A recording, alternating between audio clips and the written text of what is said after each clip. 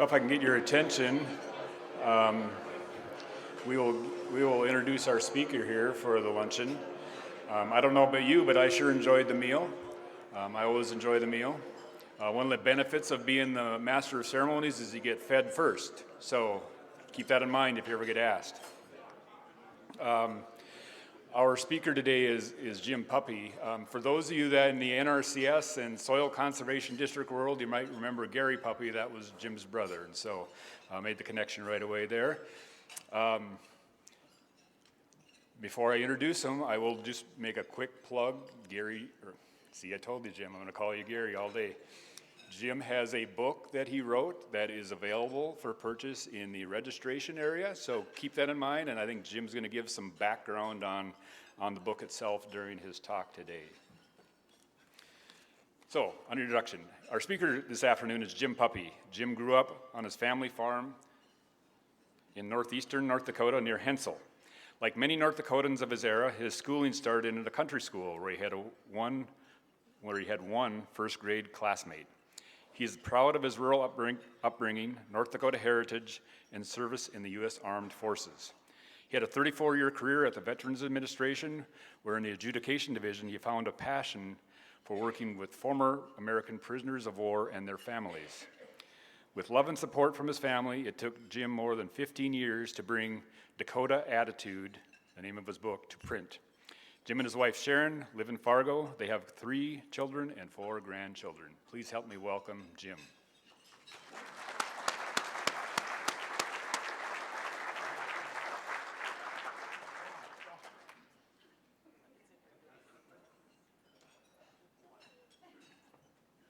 Thank you. Wait, have me water?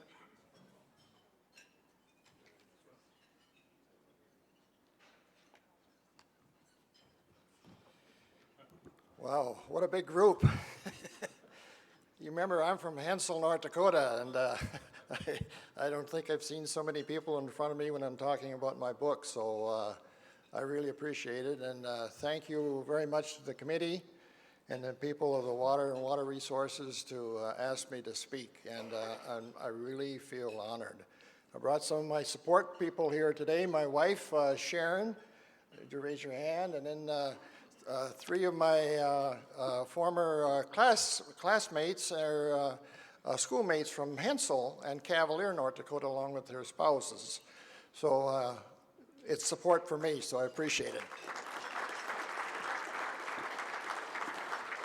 All 3 of them have retired and live in Bismarck, so you know, that's really a plus again to have them here. First of all, I'd like to tell you about the reasons for writing my book. That's the first phase of the presentation. The second one is working with the former prisoners of war that I did at the Veterans Administration. And the third is to share some of the stories and photos and little excerpts of our conversation that we had. As Dennis said, I grew up in a small rural community near Hensel, North Dakota in Pembina County. And my 3 brothers and I were raised on a family farm about 6 miles from town. And how many of you went to country school? Raise your hand. I see a few. Oh, look at there, okay. How many in your class? Just shout it out. 4, 3, okay. Real good. So did anybody go to school by a horse or anybody? Come on, there'll be somebody there. Who rode the horse to school? Oh, we got one, Mildred, okay. Yeah, we'll talk with Mildred here in just a little bit, but what was the name of the horse, Mildred?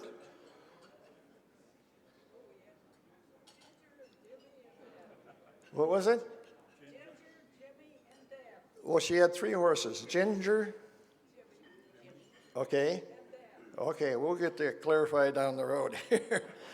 I visited with Grace Link, and Grace Link is 105 years old, widow of former Governor Art Link. She walked to and from country school at the Cartwright area. Does anybody know where Cartwright is? Look at there, western North Dakota.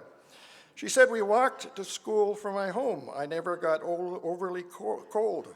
We walked north in the morning when it was the coldest, and then we walked south with the wind at our back. And I think that's pretty good logic, isn't it? Generally, the early mornings, it's more still than it is in the evening, and so she had the benefit of the wind blessing her in her back as she was walking home. One thing I did learn through traveling through the state of North Dakota, there's one person that stood out as a statement that was more respected than others. And that was her husband, former Governor Art Link. And the people just beloved that man. And so I heard it personally from people. And that's one thing in the back of my mind. And he didn't have all that education either that normally you think that somebody that enters into politics and is going to be around for a while.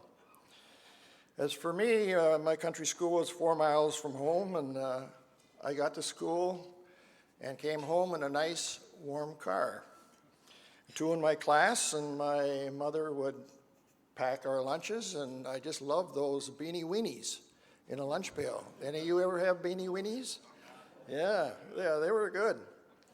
Recess was outdoors, no matter what the weather was like. Everyone outside, we had to play organized sports. And if you had a tiff with somebody, just get over it, because we were low in numbers and we needed everyone to play. Nobody was excluded. And the games we played outside were ante-I over, correct? Fox and the goose with the snow. You couldn't do it today, could you? It was a beautiful day here in North Dakota with all these warm temperatures. And then we also played Red Rover, Red Rover. There were just great little games for us back when we were growing up. And I think we learned an important virtue at that time, and that was you learned to get along with people. And it was important. We needed you for the game. So hopefully that's something that we can learn when we're younger, so when we become older, even though we don't go to these country schools, to take that with us, because that's an important virtue of life. I had it good. My mom in 1955 wasn't the happiest person because we got a brand new television set. And it was black and white. And she said then, and I think it's true today, that television is the ruination to a family. In fact, I just searched it out here last week, and over 60% of the people in our country have at least 3 TVs in their house. And my mother wouldn't like that. I'd like to start out by talking to, that's true. Got a nod. You must be from, what's your hometown? Raleigh. Okay, yeah, Raleigh, North Dakota. Great radio, they have a great tractor, parade every year. I'd like to start out by talking about Harold K. Johnson. He was someone that was born a generation before me at Bosemont, North Dakota. Born in 1912. The town no longer exists. If you want to go to Bosemont, North Dakota, you have to detour because the bridge is out just north of town. So you have to travel 3 miles around to get into the city. No, it's not a city. There's no occupancy in Bosemont, North Dakota. Anyway, as I said, there's nobody living there, and what's left is a vacant Methodist church. Harold Johnson, with his family, moved to Grafton, North Dakota, when he was in the higher elementary grades. He was appointed to West Point in 1929, and was appointed by U.S. Representative Burtness from North Dakota. And he graduated from West Point and from West Point, eventually ended up in the Philippines. On December 7th, which is tomorrow, 1941, 82 years ago, Japanese bombed Pearl Harbor. Just 10 hours later, the Japanese bombed the Philippines, and there was Harold K. Johnson. There was little resistance at the time by the Allied forces because they were not equipped. The U.S. military and the Filipinos were subject to being taken as prisoners of war. They were surrounded by the Japanese, and Harold K. Johnson became a prisoner of war. He underwent torture and inhumane treatment as a prisoner in the infamous Bataan Death March. History will regard this as one of the most inhumane, horrifying experience that anyone could undergo. 75,000 American soldiers and Filipinos were marched 65 miles in the intense heat without food or water. Johnson was a prisoner of war for nearly 4 years. He was down to 92 pounds with several near-death experiences. An Army doctor, also on the Bataan Death March, said there is no medical reason why Harold K. Johnson should be alive. Believe it or not, after the war, Harold Johnson stayed in the military, but prior to that, he was also in combat in the Korean War. Fast forward, in 1964, President of the United States named Harold K. Johnson, at age 52, Chief of Staff of the Army. That was a farm boy from Bosemont, North Dakota.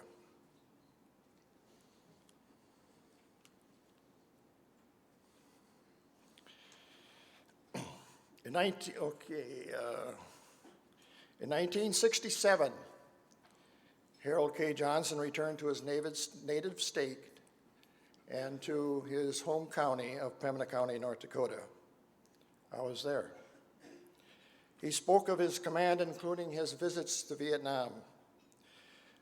While in Vietnam, he wanted feedback not only from those from the big cities, but also the smaller towns and the hamlets, like the Hensels, where I'm from. He named Hensel. Baku, Accra, and Bosemont. How did he do it? How did he do this? He went there. Not only the big cities like Saigon and Da Nang. He wanted the pulse of all the people, to hear from the people directly. In his words, he says, coming back to North Dakota is like becoming renewed, to be rejuvenated, to have the sense of values restored. He said, because you are my kind of people. On General, 4-star General Harold K. Johnson's desk in the Pentagon, Washington, D.C., he had 2 resources. One was the Bible, and the other one was the Boy Scout manual. Impressive. I know in his heart that what he had instilled in him was also faith, beliefs, and values while he was growing up and living in North Dakota. He took those values with him.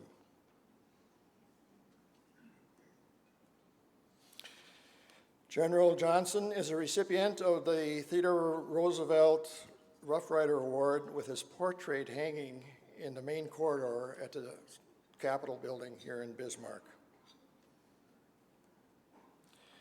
Now I'm privileged to share some of my experiences working with prisoners at the Veterans Administration for over 30 years.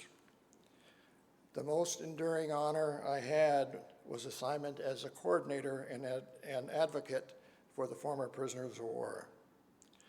I attended several conventions and worked with at least 150 surviving POWs from our area. This interaction as a coordinator had a profound influence on me as a North Dakota farm kid. At the VA, I learned from Ralph Levenberg, also a Bataan Death March survivor. He said, "I'm not a hero, but a survivor. Never forget that freedom is not free." I remember Paul Galani, a naval pilot who was shot down while on his 97th mission. And he spent 6.5 years in the North Vietnamese prison camp. Interesting, the first letter when he was released and came back to the United States was from the government. The letter was from IRS. It said, "You owe back taxes." When I asked Dick Stranton, naval pilot who was shot down over North Vietnam, I asked him what helped him survive. He said to keep the faith, in reference to 2 Timothy 4:7. "I have fought the good fight, I have finished the race, I have kept the faith." Dick Stranton's youngest son, Charles, was just 1 year old when his dad went to Vietnam. When he was in the 2nd grade, his school teacher asked the class to draw 3 wishes. At the bottom of each one of the drawings was written, first of all, the first one was a father lifting up a child. The second was returning in a helicopter, and the other one was an empty bed. Under each photograph, he wrote, "I want my daddy to come home. I want my daddy to come home. I want my daddy to come home." His daddy did come home. It was April 1973 when 591 former prisoners of war were released. And his dad was amongst one of those pilots who returned.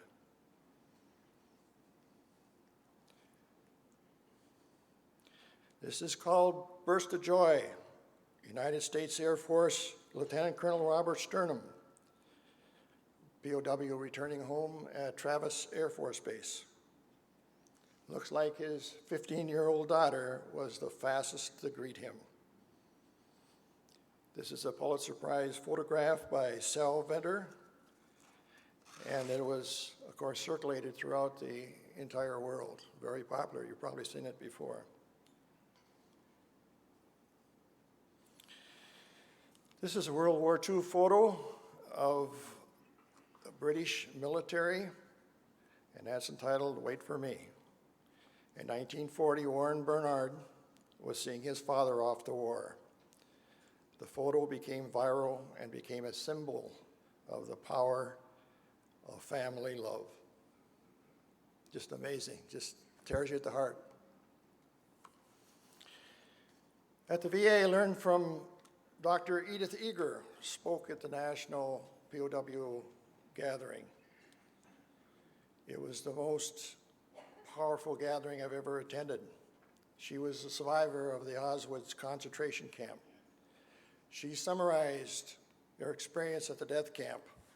Looking back was finding light in the darkest places. On the way to the concentration camp, her mother died, and her mother reminded her that they can take everything away from you except what you put in your mind. She offers us, as we live in the world today, concentrate on what is left, not what was lost. Jenna Carlisle told the story of her grandpa, who was a POW in Germany, and coming back to America in a big ship. She talked about her dad her grandpa eating dandelions raw to survive. Upon sailing into New York Harbor, a boat pulled alongside their vessel. A band was playing the Star-Spangled Banner, and girls were dancing.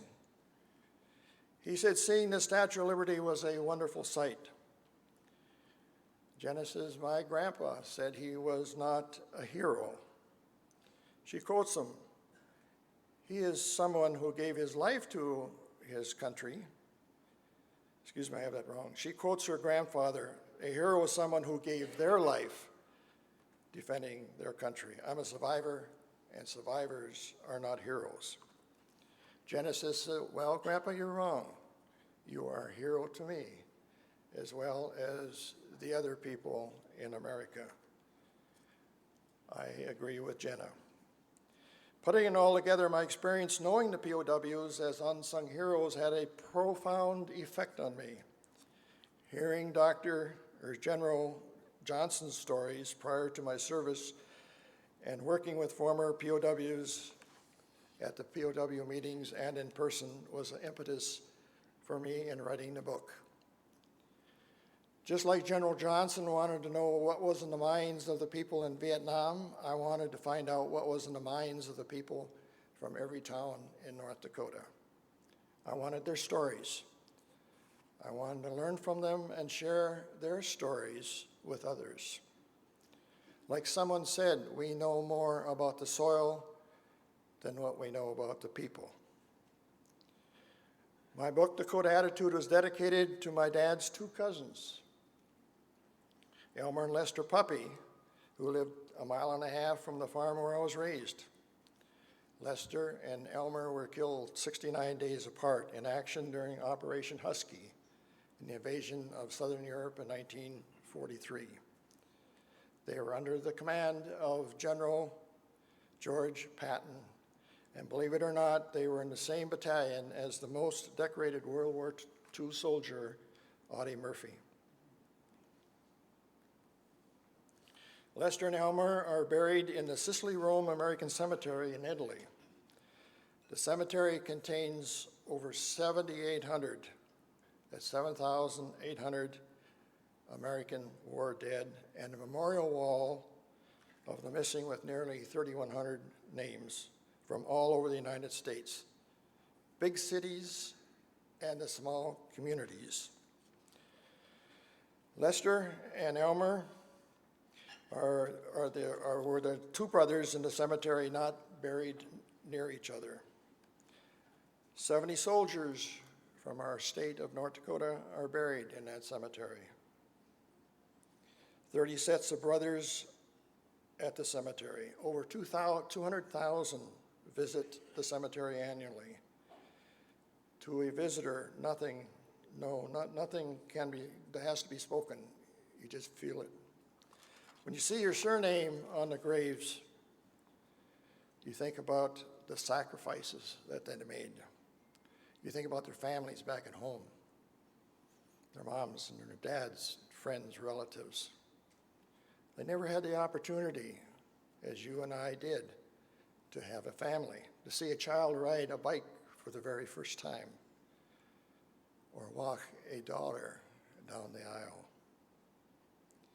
But like in the poem, Flanders Field, a fallen soldier speaks from the grave.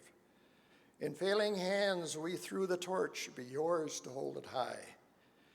If ye break faith with us who died, we shall not sleep, though poppies grow in Flanders Field. You move on to the next grave, you pause, some thoughts come to you again and again. It sends a profound message to you that you maintain for the rest of your life. It never leaves you. The cost of freedom. My wife and I, Sharon, we spent 3 days at the cemetery, walking up and down the rows of the graves. How can you not forget? That's Elmer's grave, and this is Lester's grave. So after retirement in 2004, After working with the disabled veterans, POWs, and family of those who died in service, I was on a passionate mission. There was a silence out there from what I thought the people of North Dakota. I wanted to know what they were about. I wanted to hear about their lives and what wisdom they might have to offer to us today. So I opened up the North Dakota official roadmap and headed out. Like General Harold K. Johnson from Bozeman, North Dakota, Commander and Chief of the Army, he wanted to know what was on the minds of the people. I wanted to know what was on the minds of those in the big cities as well as the smaller towns.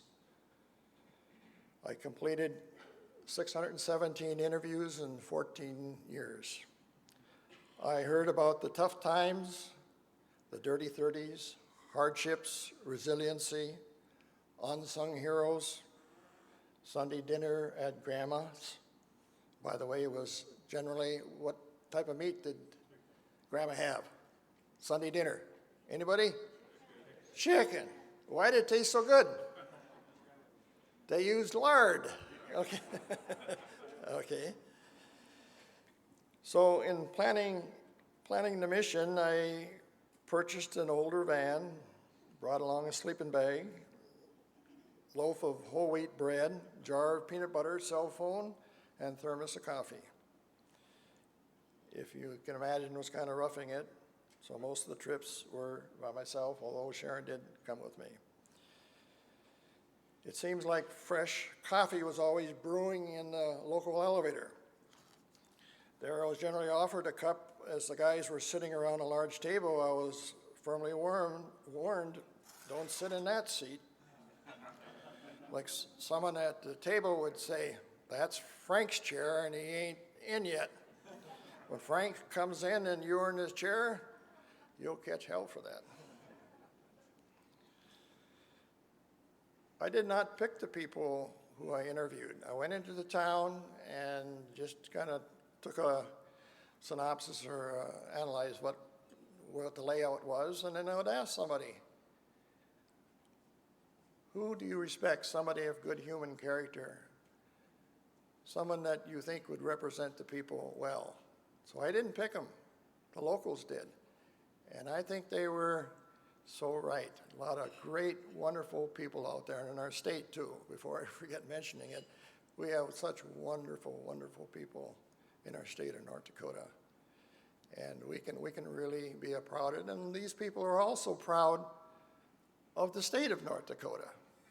It goes both ways.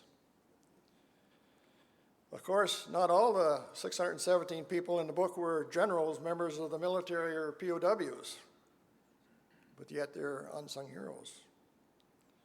They were people in all walks of life. One had no formal education. One had special needs. Most attended country school. Some of them were teachers at the schools, some with Down syndrome, farmers, nurses, law enforcement, you name it. Keeping with the theme of former POWs from North Dakota and unsung heroes, I would like to highlight 5 POWs from North Dakota that are in my book. This is Harold Wrench from Garrison, North Dakota. I always remember Garrison because when I was in Garrison about 9-10 years ago, the interview, they had 2 water towers. Some of you are aware of that. One water tower was labeled hot, and the other one was labeled cold, right? Hot and cold. So they got both the towers down, and I don't know what the name on now, lukewarm maybe? Yeah. So Harold died in 1990, he was 93 years old when he died after attack in Pearl Harbor, December 7th, 1941.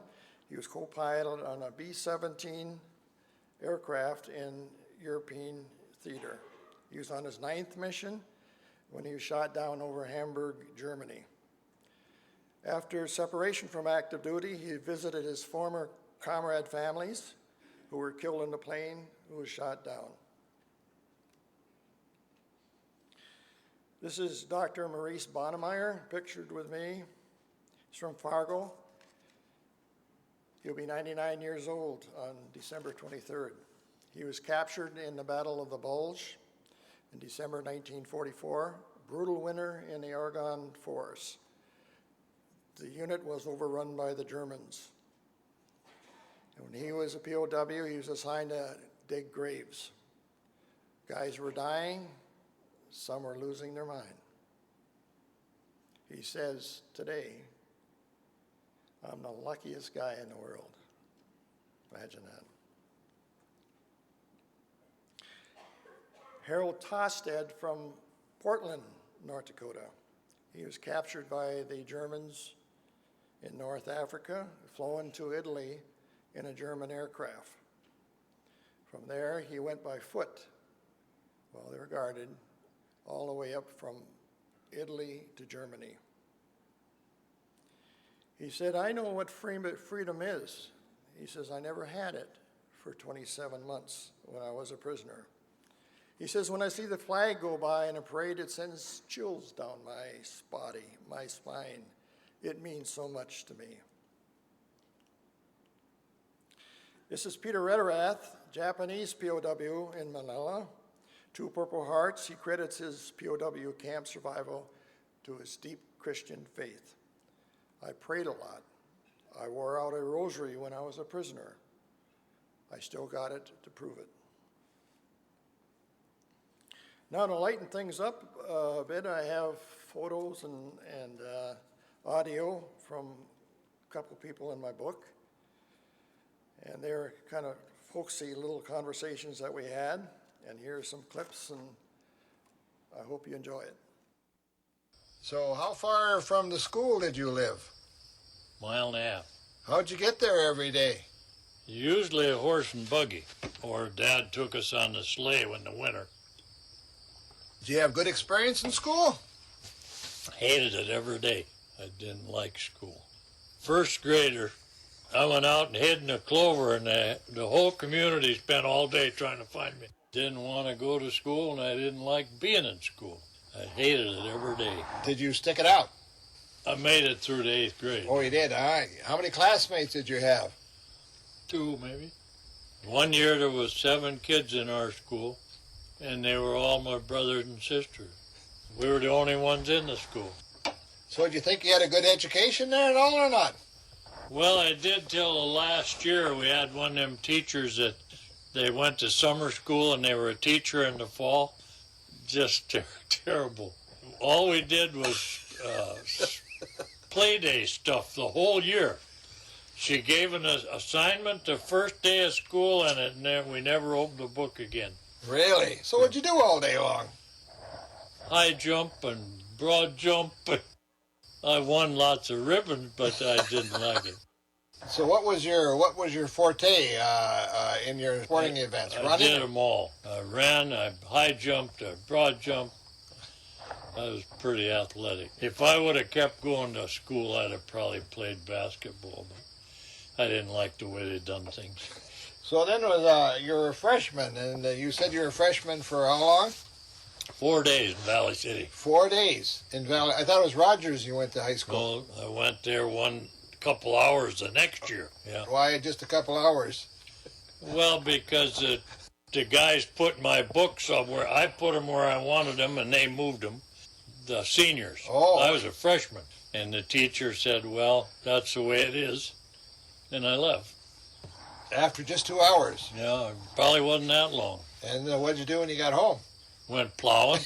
The folks figured if they kept me out there plowing, I'd get cold enough I'd go back to school, but I'd have froze solid, I wouldn't go back. Didn't have cabs then, you know.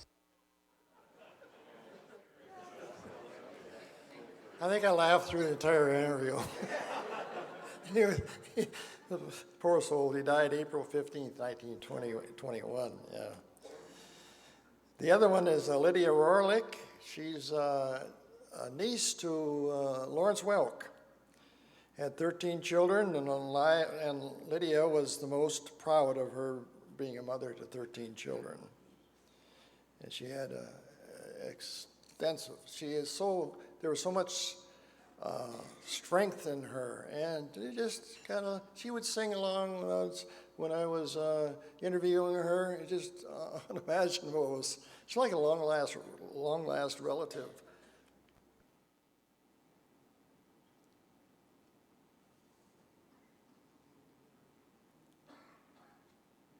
What was the happiest day in your life?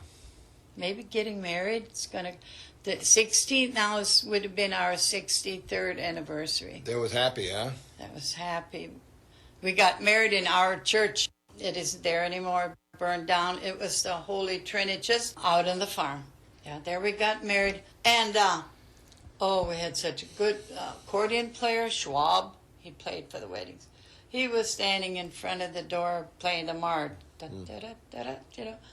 And we danced already before we ate. And we danced all afternoon. We drove to Lytton, had our pictures taken, and then we danced till 2 o'clock. And we went out to my folks' farm. After you were married, Stayed there overnight. The next day went in, helped clean the hall. The next day, my brother drove a little Ford tractor, and I and Aggie picked rocks. That was our honeymoon. Now, you can't hardly believe it. But I didn't care as long as I was out there where my husband. And we had to sleep upstairs. That wasn't fixed up. There was a bed, a little dresser, and I bet you it was 100 hot every night. But you were still happy. Oh, Didn't make any difference. didn't make any difference. No fan, no electricity, nothing. We didn't have no money, so we stayed home. But we didn't care. Yeah. And in August it gets hot. Oh. But no problem. You were happy, huh? So happy that first summer. And I don't like to iron, but I just love to iron his shirts. Isn't that so silly? I don't know, is anybody ever that much in love that they want to stay and it never gets... Was it always like that? Yeah.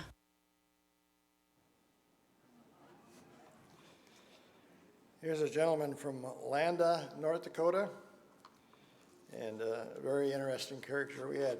Each one of these are so much fun, just sitting down. Most of the interviews took place at their kitchen table, and I really enjoyed that.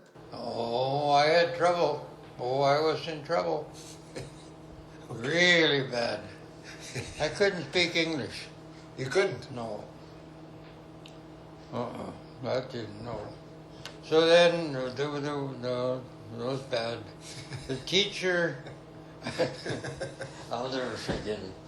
Never will I forget it. They had these little cards, flashcards they call them. Flashcards, yeah. See, they had a picture of a dog or a cat or a chicken or something, So she held up this flashcard, Yeah. a picture of a dog. And I said, Hund. Good. Hund. And that at that time, that little schoolhouse over there had about 17, 18 kids in it. And they laughed at me, So this old Norwegian, he felt kind of stupid. Oh, you did? Yeah. Well, you weren't old. You were a young Norwegian. No, yeah, but you see, I am old, stupid Norwegian. No. No. Well, weren't they Norwegian too? I mean, the rest of the kids? They laughed at me, because I said hund instead of dog. You can see I had a lot of fun. But every Got a few more, but we're going to move along. This is Pauline Roll. She lives in Mandan today, still living. She's been featured in a number of the stories they've written about my book. She had 21 kids. 21 kids, and they all lived to adulthood. Amazing lady.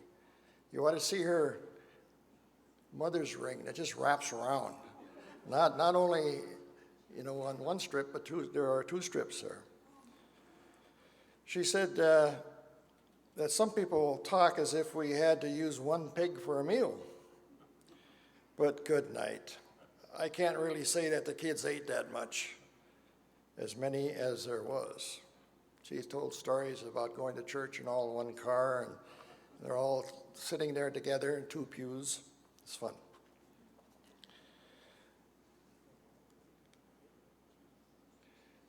The next one is a representative from Westfield, North Dakota, Emmons County, and she's here today. My wife's aunt, Mildred Vanderlaan.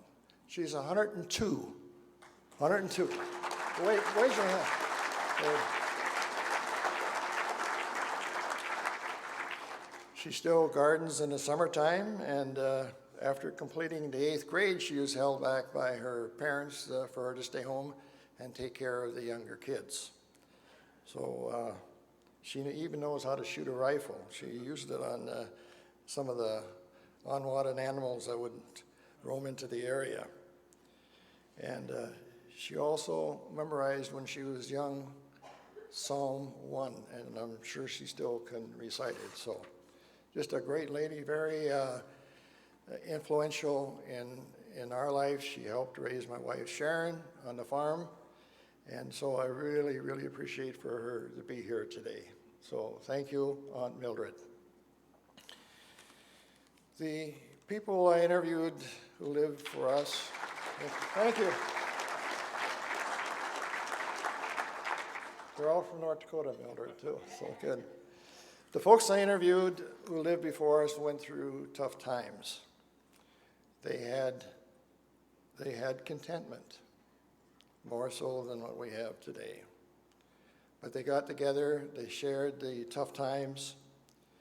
It seems like the younger people now have more comfort than what they have for contentment. So these are the virtues that the older people in North Dakota are able to hand down to their children.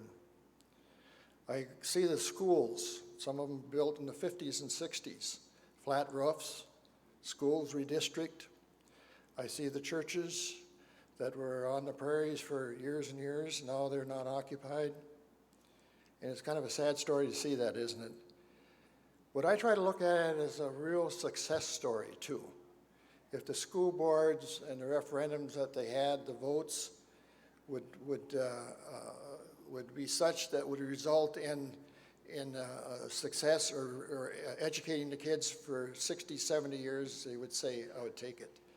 The same thing with the churches.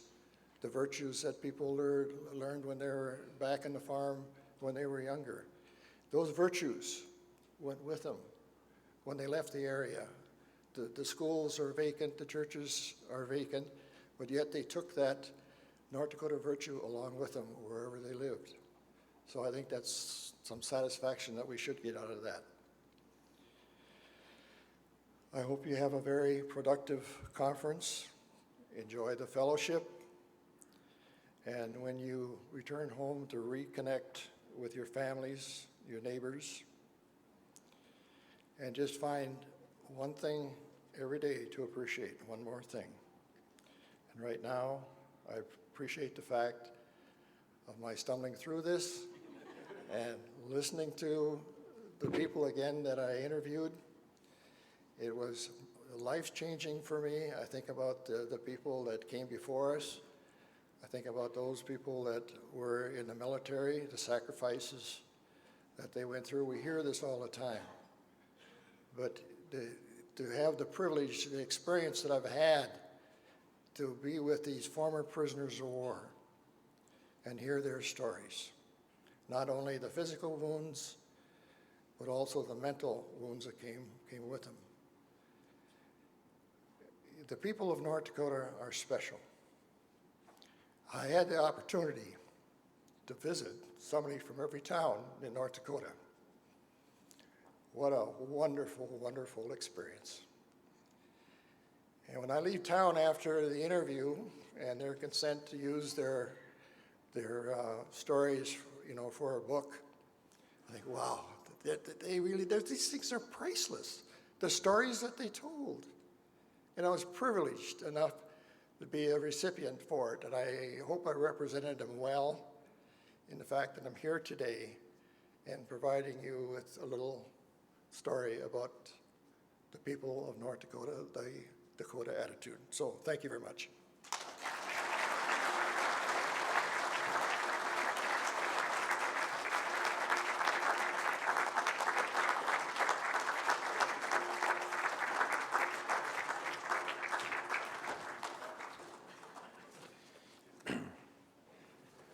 Thank you, Jim. Just a reminder, he does have a book for sale in the registration area. It is regularly priced $30. It's now $20. So just take advantage of that if you get a chance. I do want to thank our sponsors for this convention. Our sponsors are in the Water Champion category, AE2S, Houston Engineering, Moore Engineering.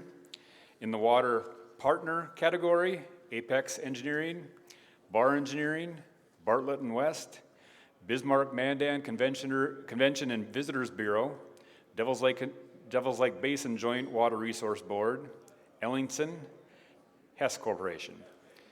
In the Water Supporter category, Ag Country Farm Credit Services and Farm Credit Services of Mandan, Dakota Supply Group, Dwyer Law Office, HDR, Minnesota Valley Irrigation, Montana Dakota Utilities, North Dakota Rural Water Systems Association, Onstead Twitchell, and Vogel Law Firm.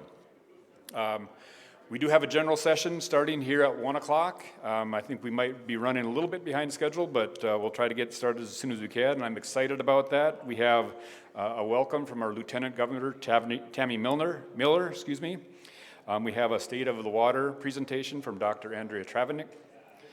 We have a Water Through the Decades presentation by former state engineers. So that's pretty exciting. Garland Erberly, Dale Frink, and Dave Sprinzanatic will present at that. And we have History of the North Dakota Water Users Association from Senator Mike Dwyer. So that's pretty exciting. The general session is right next door. A reminder that we have a silent auction that is ongoing. You have the ability to bid on those items. They are in the back of that room next door. That will be open until 5:30. And then also there is an opportunity to raise money through a 50-50 raffle ticket. Just please get in touch with Julie Ellingson if you'd like to participate in that. I think most of you probably know who Julie is. Just ask if you don't. So with that, we'll see you in the general session. Thanks.